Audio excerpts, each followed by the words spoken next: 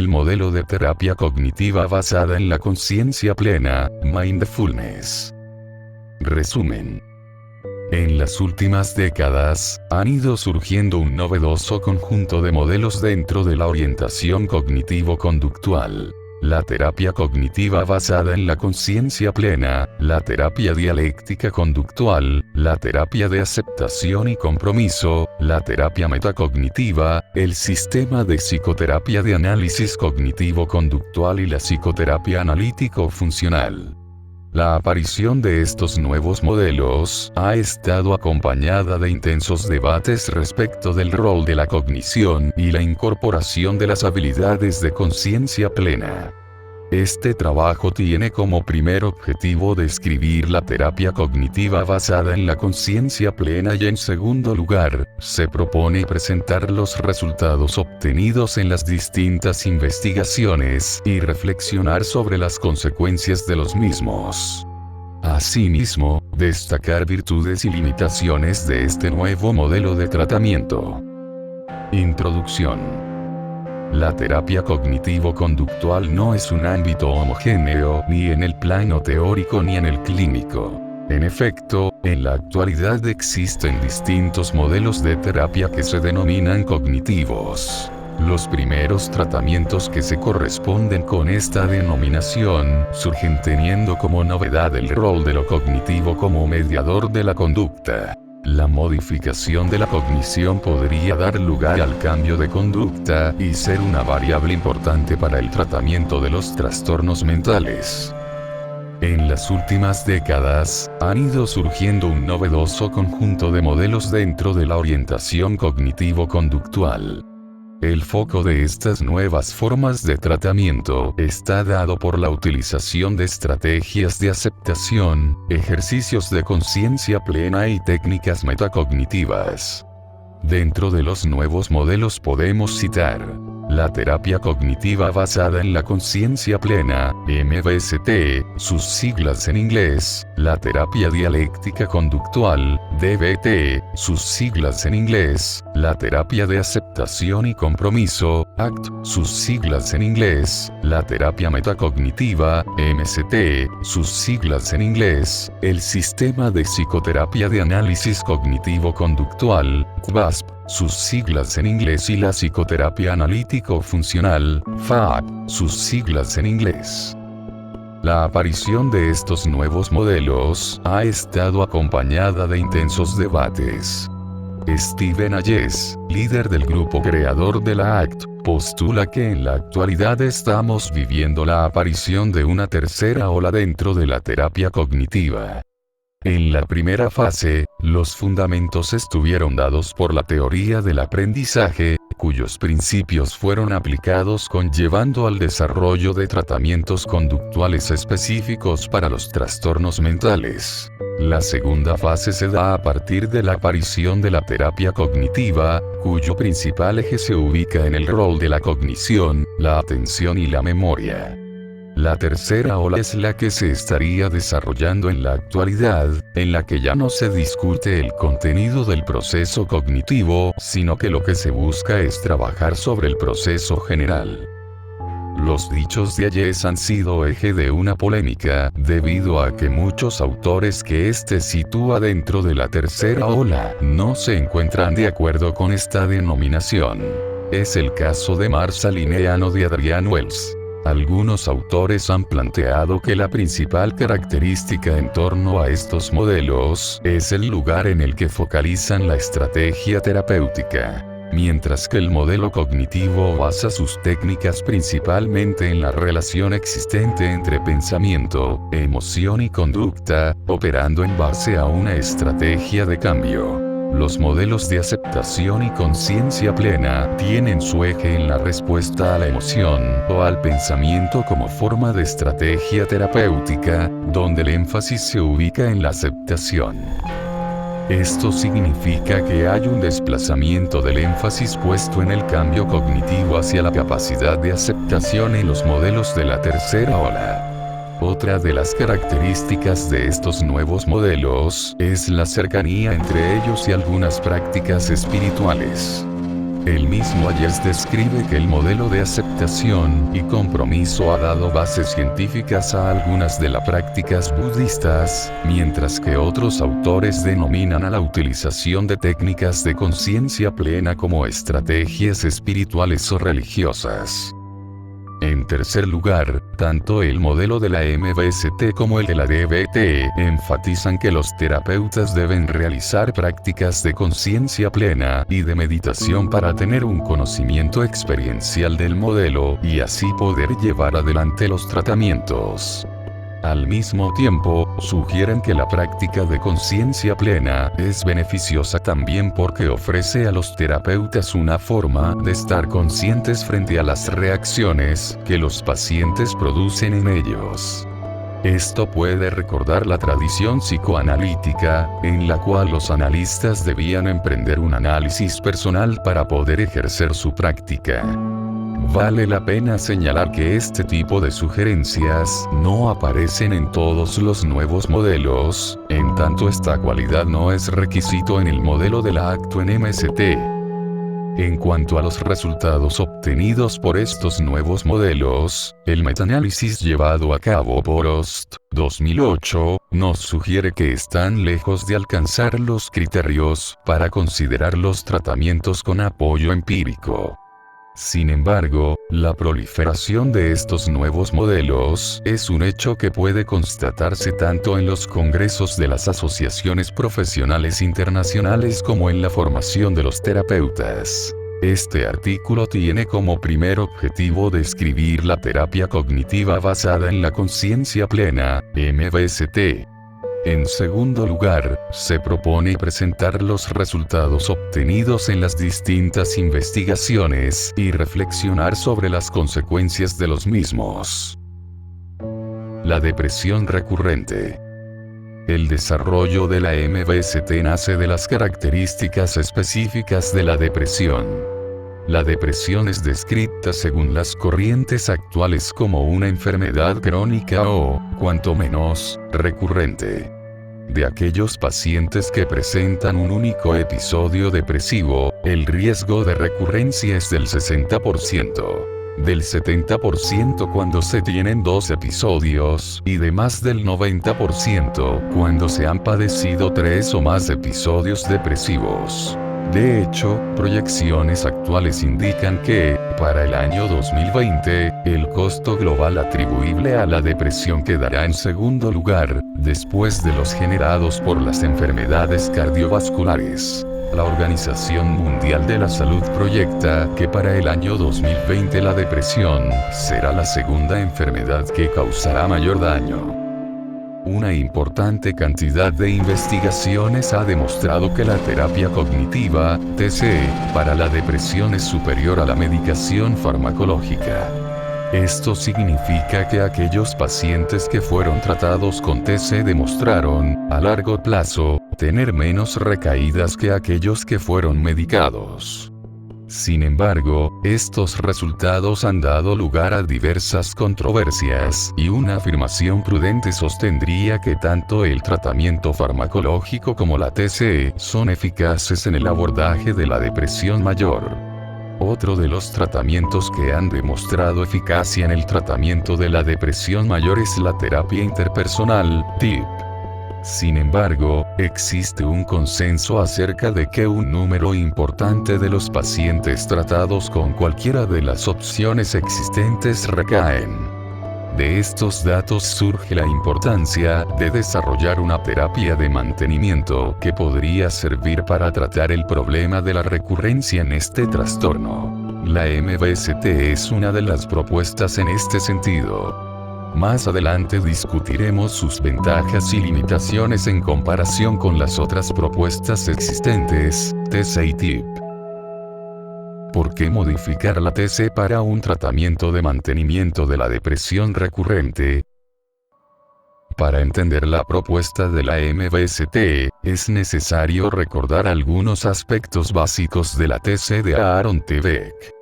Esta plantea que cualquier influencia sobre la cognición debería verse seguida de un cambio en el estado del ánimo y, en consecuencia, de cambios a nivel de la conducta. La teoría sugiere que el cambio puede producirse indistintamente en cualquiera de las áreas que se incida sobre la emoción, el pensamiento o la conducta. Sin pretender dar una explicación etiológica completa de los trastornos del ánimo, Beck consideró la cognición disfuncional como una cuestión central de la patología. Beck desarrolla sus hipótesis teóricas a partir de la observación del pensamiento de los sujetos deprimidos, dando lugar a su hipótesis de la existencia de una tríada cognitiva en estos pacientes. El razonar negativamente distorsionando la realidad se expresa en tres áreas configurando la tríada cognitiva anteriormente mencionada. Visión negativa de sí mismo, del mundo y del futuro. Plantea que la existencia de esta tríada cognitiva da lugar a los pensamientos automáticos, que son cogniciones que pueden ser automonitoreadas y comunicadas por el paciente. Esto puede requerir entrenamiento, pero los autores que avalan este modelo afirman que la modificación en las cogniciones conducirá a cambios en el afecto y el comportamiento. Beck denomina distorsiones cognitivas a estas numerosas formas características de elaboración de su experiencia de los pacientes deprimidos, también llamados errores lógicos, tales como la inferencia arbitraria, la sobregeneralización, entre muchos otros, y ha hecho notar que un análisis detenido de su contenido habitualmente revela errores típicos de lógica, que corrientemente persisten a pesar de evidencias que las contradicen. El análisis de estos pensamientos automáticos se lleva a cabo utilizando el diálogo socrático. Mediante preguntas, el terapeuta ayuda al paciente a llegar a nuevas valoraciones y opiniones más realistas. Beck y sus seguidores postulan que estas cogniciones distorsionadas son causadas por la base de un esquema disfuncional. Es por ello que la etapa final del tratamiento busca la modificación de las creencias básicas subyacentes que predisponen al paciente a un pensamiento depresógeno. Diseñó un tratamiento que apunta a modificar los pensamientos automáticos en forma sistemática. En esta teoría, tanto el producto de la cognición como el proceso cognitivo están alterados respecto de la normalidad. Este modelo cuenta con numerosos estudios que avalan su eficacia. Frente al problema de la recurrencia en la depresión, algunos autores propusieron una TC de mantenimiento. Los creadores de la MBST propusieron un cambio de modelo. Uno puede preguntarse, ¿por qué simplemente no hacer una TC de mantenimiento siguiendo el formato de la TC de Beck? Hay varios aspectos que tienen que ser resaltados para dar respuesta a este interrogante y que provienen de distintos grupos de investigación. Mencionaremos aquellos más relevantes. En primer lugar, los estudios que pretenden relacionar los desarrollos de la ciencia cognitiva y la terapia cognitiva. Estos intentos de establecer una TC basada en la ciencia cognitiva cuestionan el modelo desarrollado por Beck. La teoría y la clínica enfatizaban excesivamente el papel del pensamiento consciente a expensas del procesamiento inconsciente. El término cognición tiene un sentido más amplio en psicología cognitiva que en la TC. En segundo lugar, algunos presupuestos básicos del tratamiento beckiano, como el rol de la distorsión cognitiva en la aparición de la depresión, han sido cuestionados. Los errores de procesamiento en los pacientes depresivos no serían diferentes de los cometidos por personas no deprimidas. La diferencia radicaría en la dirección del sesgo, no en la distorsión en sí. En tercer lugar, el modelo beckiano, centrado en la depresión episódica, no sería totalmente extrapolable a la depresión crónica, debido a que estos pacientes tendrían una visión precausal del mundo que les impide relacionar su conducta con las consecuencias negativas que enfrentan. En cuarto lugar, la revisión de las causas que podían dar lugar a que la depresión sea recurrente empezó a generar dudas respecto del modelo beckiano de pensar la recurrencia de la depresión. De esta manera se encontró evidencia de que en la recurrencia intervienen procesos distintos de los que ocasionaron el primer episodio depresivo. Parece ser que los estresores mayores de la vida son predictores de los primeros episodios, mientras que el humor disfórico y los estilos de pensamiento disfuncional se encuentran correlacionados con episodios recurrentes. Es decir, el modelo diátesis-estrés explicaría el primer episodio, mientras que los segundos y los terceros parecerían ser más autónomos. El problema de los esquemas disfuncionales implícitos.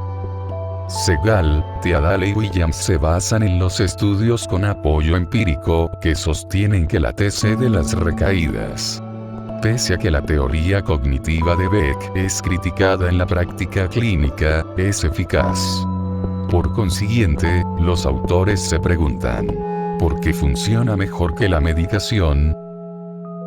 La explicación de Beck para la recurrencia de la depresión es concreta. Una vez que se desarrolló un tratamiento cognitivo exitoso, se modificó el esquema de la persona. De allí se desprende que lo que lleva a que una persona recaiga sería la persistencia de alguna actitud disfuncional. Esto hace que la persona esté en riesgo de volver a deprimirse. Ejemplo. Una persona estuvo deprimida y llevó a cabo un tratamiento exitoso mediante TCE, pero le ha quedado una actitud disfuncional que no ha sido modificada. Debo tener éxito en todo aquello que realice. Por ello sería vulnerable a la depresión. Por más efectiva que sea esta persona en su vida cotidiana, es difícil que logre tener éxito en todo lo que haga. Y ello lo predispone para un nuevo episodio. Esta hipótesis sobre el rol de las actitudes disfuncionales en la vulnerabilidad hacia la depresión fue refutada a partir de la revisión de 40 estudios llevada a cabo por Ingram, Miranda y Segal, en 1998, en la que se concluyó que no había diferencias en la escala de actitudes disfuncionales en personas que habían padecido depresión, sin estar deprimidos al momento de evaluar las actitudes disfuncionales, y aquellos que no. Aunque dicha refutación sigue dando lugar a controversias. Los creadores de la MBST se basaron en ella para desarrollar su modelo. Por lo tanto, las recidivas no podían atribuirse a la persistencia de actitudes disfuncionales cristalizadas en esquemas depresogénicos latentes. Esto de alguna manera avaló la hipótesis de activación diferencial de John Teasdale, en 1998. Tal hipótesis postula que se produce una asociación entre el ánimo depresivo y los patrones de pensamiento negativo, y de esta manera hay una mayor probabilidad de reactivación de pensamientos automáticos disfuncionales. Esto significa que menor estrés ambiental puede reactivar patrones de pensamientos disfóricos. Utilizando la metáfora computacional para explicar este fenómeno, podemos decir que el programa de pensamiento depresivo no ha sido borrado del disco rígido luego de la recuperación, sino que pequeños cambios en el estado de ánimo pueden reinstalarlo. La persistencia de actitudes disfuncionales no puede explicar por qué las personas sean vulnerables a la depresión. La respuesta estará dada a través de los trabajos de Nolen Oxema y Morrow, 1991. Estos autores señalaron que las personas con vulnerabilidad a la depresión no solo difieren en lo atinente al contenido de su cognición, sino también en el modo en que enfrentan el ánimo depresivo. Algunas personas enfrentan la tristeza llevando el foco sobre ellos mismos, mientras que otros lo retiran fuera de sí mismos. Se llamó estilo de respuesta rumiativo a la tendencia a focalizar la atención sobre sí ante el estado de ánimo negativo. Veamos un ejemplo. Una mujer ha preparado la comida para su pareja, hace 5 años que viven juntos, se llevan relativamente bien. 6 años atrás, a raíz de una separación, tuvo un trastorno depresivo mayor. La pareja le dice que ha tenido un inconveniente en el trabajo y que llegará más tarde. Hasta ahora es un hecho común que puede ocurrir en cualquier pareja. Ella empieza a pensar sobre el hecho. No quiere pasar tiempo conmigo. ¿No será simplemente una excusa? ¿Por qué me pasa esto? ¿Qué es lo que no estoy haciendo bien? Recuerda una pareja anterior de la que se separó, en la que todo empezó a estar mal a partir de que él empezó a llegar más tarde del trabajo. Ella se dice, Juan nunca llega tarde del trabajo, es una excepción. A lo que ella se contesta, así se empieza, hay algo que no estás haciendo bien. El diálogo interno continúa y ella se dice, pero si es solo una vez que ocurre y no significa nada, ¿por qué te sientes tan mal, tan angustiada y triste? Hay algo que no estás haciendo bien, por eso te sientes mal. Además, si te empiezas a sentir mal, puedes llegar a deprimirte y sabes que nadie te aguanta cuando te pones así. No tienes que sentirte mal, se angustia de tal manera que decide ir a caminar unas cuadras para reflexionar qué es lo hace mal. Mientras camina y piensa lo que está ocurriendo, no puede evitar llorar pensando en la ruptura del pasado y la posible ruptura con su actual pareja. No lo podría sobrellevar, una nueva separación sería insoportable. Mientras camina, una angustia insoportable se cierne sobre su cuerpo, y a medida que sigue caminando empieza a llorar. Este ejemplo, similar al que utilizan los autores del manual de MBST, sirve para ver cómo la rumiación tiene efectos devastadores sobre las personas que han estado deprimidas desde la perspectiva de los autores. La implicancia clínica que tiene este desarrollo es que podría resultar más funcional apartar la atención de sí mismo que intentar operar algún tipo de corrección sobre el proceso mental. El concepto de descentralización ya había sido reconocido en las discusiones previas de la TC de Beck. Es aquí donde encuentran la respuesta a por qué los pacientes mejoran con este tratamiento. Los pacientes que llevaron un tratamiento cognitivo aprenden a descentrarse, es decir, a tomar sus pensamientos como hipótesis, no como la realidad. Un pensamiento es solo un pensamiento. Lo que reduce la recurrencia en las personas que llevaron un tratamiento cognitivo para la depresión sería la toma de conciencia de que los pensamientos no son la realidad. Al tomar noticia de este hecho, se responde de una manera distinta a los pensamientos automáticos negativos, que en las personas que han sufrido de depresión, se encuentran asociados con el cambio de ánimo y los pensamientos negativos. Las personas que tienen riesgo de recurrencia deben aprender a reaccionar de manera distinta ante los pensamientos y las emociones, evitando reaccionar con largas cadenas de pensamiento. La respuesta rumiativa es un peligro para personas que han padecido depresión.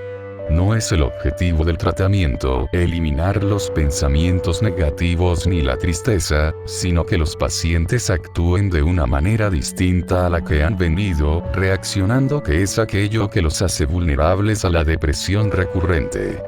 La forma de que los pacientes se relacionen de manera distinta con sus pensamientos y emociones va a estar dado a partir de la utilización de la conciencia plena. Jon Kabat-Zinn define a la conciencia plena como prestar atención de un modo particular, con intención, en el momento presente y no llevando a cabo juicios de esa experiencia.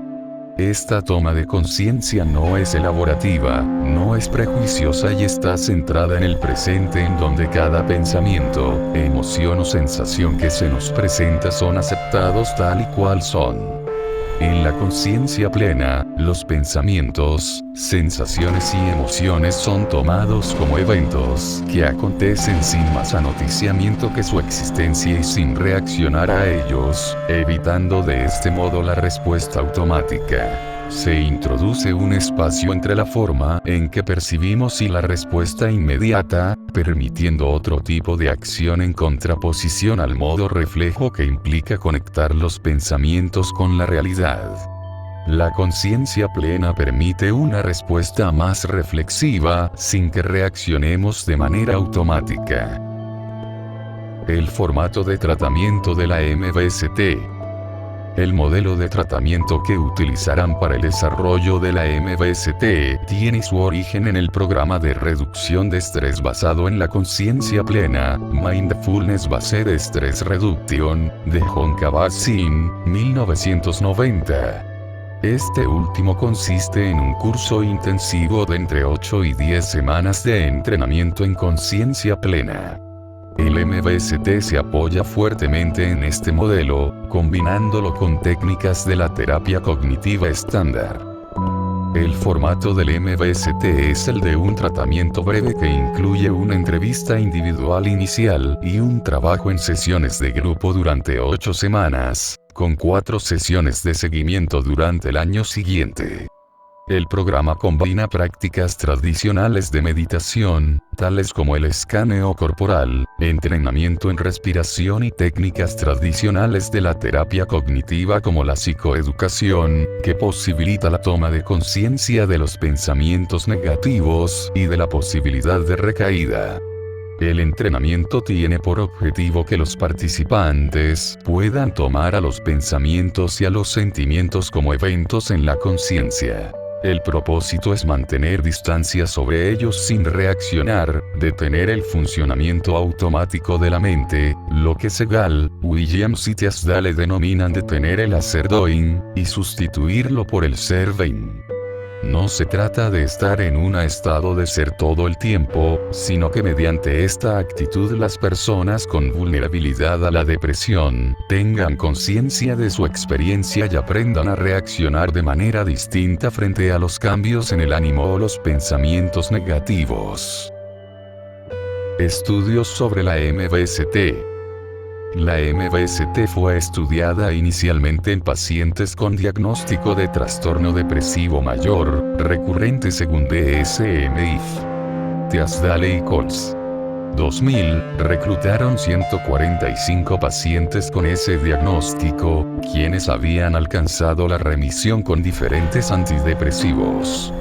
Los pacientes discontinuaron el tratamiento farmacológico 3 meses antes de iniciar ese estudio. El grupo control recibió la evaluación de posibles recaídas y recurrencias por parte de un profesional idóneo. Cuando se estudiaron las tasas de recaídas, se observó una notable diferencia entre aquellos pacientes que habían padecido 3 o más episodios depresivos mayores, que constituían el 77% de la muestra, y los pacientes que solamente habían padecido 2 episodios depresivos mayores. Se observó que los primeros 3 o más episodios, al recibir MBST tenían una tasa considerablemente menor de recaídas, mientras que los segundos 2 episodios tenían una tasa mayor.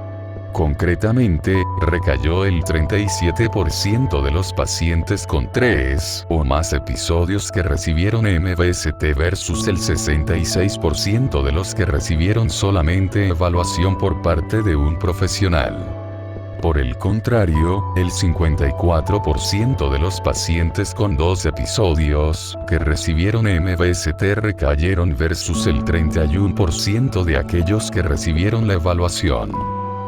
La diferencia de respuesta a la MBST entre los pacientes con 2 episodios y aquellos con 3 o más llamó poderosamente la atención de los investigadores, y replicaron el estudio.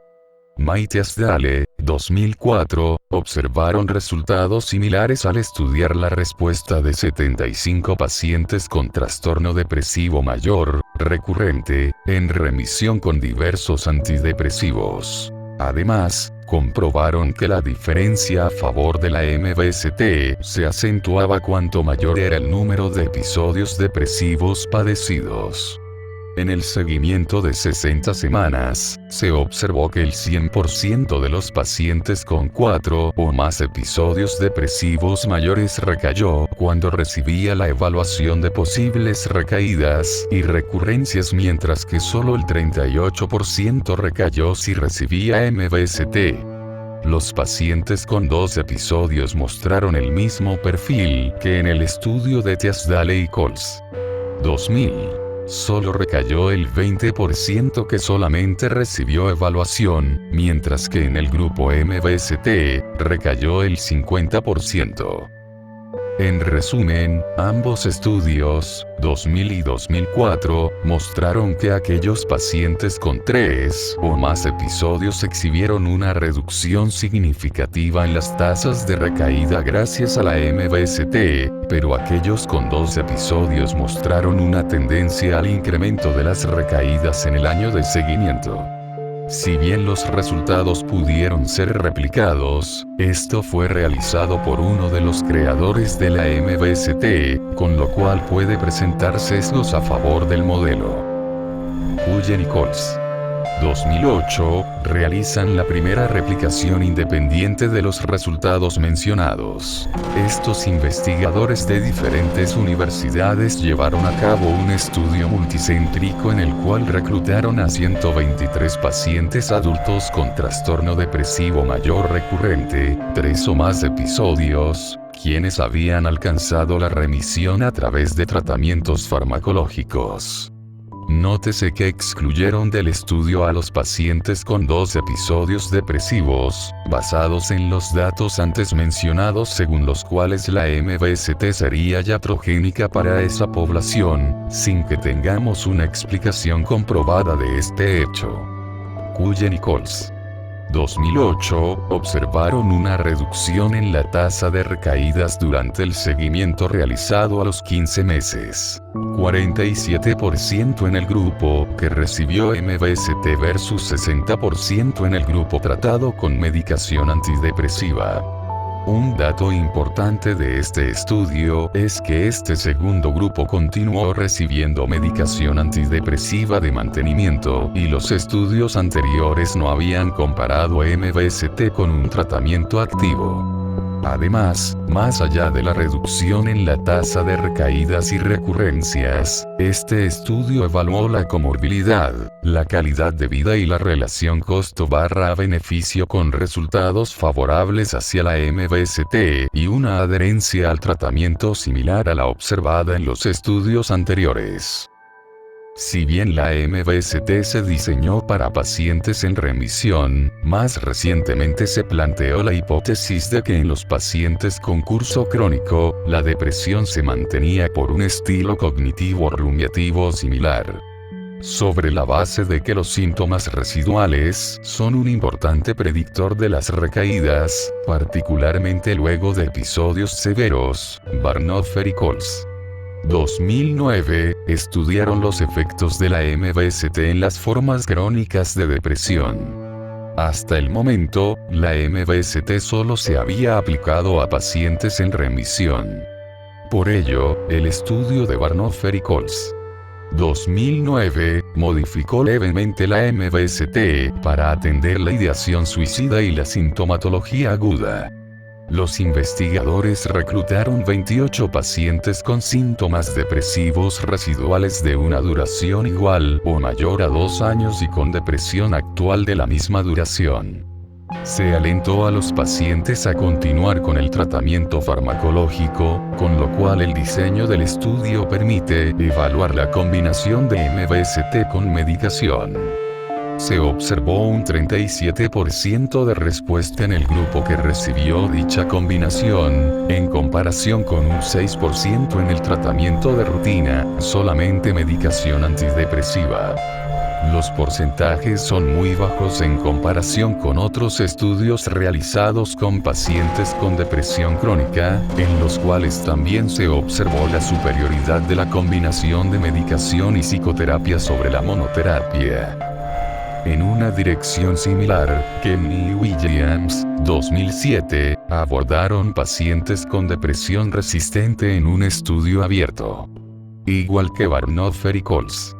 2009, no incluyeron en su estudio pacientes con trastorno depresivo mayor recurrente con menos de 3 episodios. Reclutaron 46 pacientes con sintomatología actual y tratamiento psiquiátrico previo. Asimismo, incluyeron a 5 pacientes con diagnóstico de trastorno bipolar, algo interesante para aquellos modelos que incluyen a la depresión recurrente dentro del espectro bipolar, tema controversial. Los resultados mostraron una reducción altamente significativa, P0,0001, en la sintomatología depresiva, particularmente en aquellos pacientes con elevados puntajes en el inventario de la depresión de Beck. Kingston y Coles estudiaron la aplicación de MBST en 17 pacientes con diagnóstico de trastorno depresivo mayor recurrente, 3 o más episodios, y 2 pacientes con trastorno bipolar de tipo 2, según DSM-IF, APA, 1995. Los pacientes presentaban síntomas residuales y los investigadores prestaron particular atención a los niveles de rumiación, bajo la hipótesis de que estos se asocian positivamente con las tasas de recaídas y recurrencias, como mencionamos anteriormente. El estudio fue controlado y de diseño mixto de 2 etapas.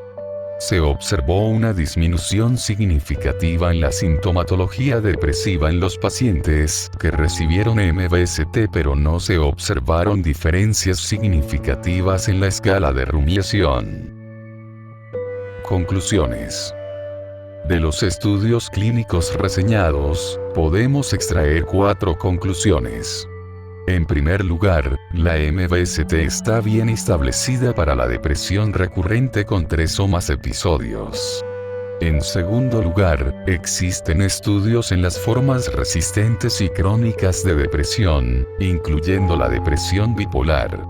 En tercer lugar, y en estrecha relación con lo anterior, la sintomatología depresiva actual parece no afectar la habilidad del paciente depresivo para realizar prácticas de meditación, contra lo planteado inicialmente por Tiasdale y Coles. 2000. En cuarto y último lugar, la aplicación de la MBST está en clara expansión y podemos agregar que existen además autores que aplicaron este modelo a pacientes depresivos, con trastornos de ansiedad comórbidos así como en el trastorno de ansiedad generalizada y pacientes con problemas de salud. Este modelo comporta una serie de interesantes implicaciones clínicas. Nos ofrece herramientas para que podamos elegir el tratamiento en función del paciente y no hacer coincidir al paciente con el modelo. Si el paciente tiene un estilo rumiador, discutir el contenido de pensamiento podría dificultar el descentramiento. Desde esta perspectiva, cuestionar el contenido del pensamiento es menos importante que reconocer que los pensamientos no son más que hechos mentales. Por otra parte, el distanciamiento se vería facilitado por la utilización de recursos experienciales, experimentos conductuales, evocación en imagen o en vivo. La práctica de las habilidades relativas a la mindfulness sería útil para lograr el descentramiento, especialmente en pacientes con historia de recidivas. Pero por otra parte sabemos que es cierto que cuestionar el contenido de un pensamiento es una excelente manera de mostrar por qué debemos ser cautos y no creer que nuestros pensamientos son fieles reflejos de la realidad. Por ende, no se trata de reemplazar nominalmente cuestionamiento por distanciamiento. Lo que nos podemos preguntar clínicamente es, ¿qué es mejor para ese paciente particular? Alcanzar el distanciamiento mediante técnicas de meditación o a través de las herramientas de la TC estándar. Esto constituye un tema de debate que aún no ha sido resuelto en la actualidad. De hecho, el modelo de MBST combina ambos modelos.